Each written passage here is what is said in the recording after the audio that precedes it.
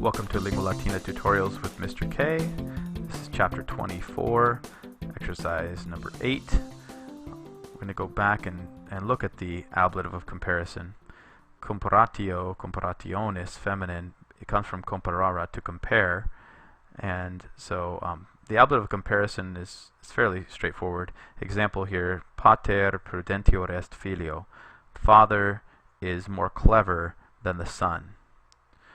That is the ablative of comparison right there, filio.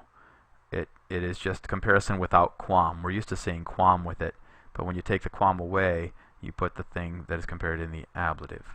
So pater prudentior est quam filius is the father is more clever quam filius than the son is. When you use quam, the thing that's being compared is the in the nominative case. So leone fortior is the same as fortior quam leo. Fortior quam leo, braver than a lion. Leone, ablative, fortior, braver than a lion. So let's do one example. Digitus quartus minor est blank blank quam digitus medius. So the fourth finger is minor, is smaller than the middle finger. We need the ablative here of comparison, so digito medio. Okay, you've already probably done those exercises. That was just a quick review. If you haven't, go back and finish those. And here we are in the grammatica. The grammatica is practiced with the plusquamperfectum, the pluperfect. Active is the perfect stem. That's what this little squiggly line, the single squiggly line, means, is the perfect stem. So that is the stem minus isse. So for the verb like vocavit, vocavisse, take away the isse, and you get voca with a V. Vocav, and so add eram, eras, erat to that. Vocavaram, vocavaras, vocavarat, and that is the pluperfect. I had called, you had called, etc.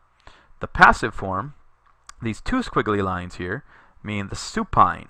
The supine, remember, is the fourth principal part if you're doing all four, but then in our lists it's the third principal part. So for example, from vocare, vocavisse, vocatum.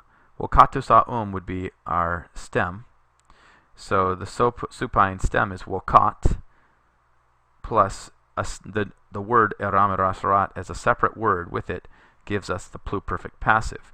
So vocatus blank or space, vocatus space eram would be I had been called. And so let's look over here at the example. Vocavit, he called, is the praeteritum perfectum, the perfect past, the past perfect.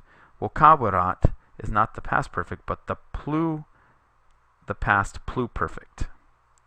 Plus quam perfectum. There we go.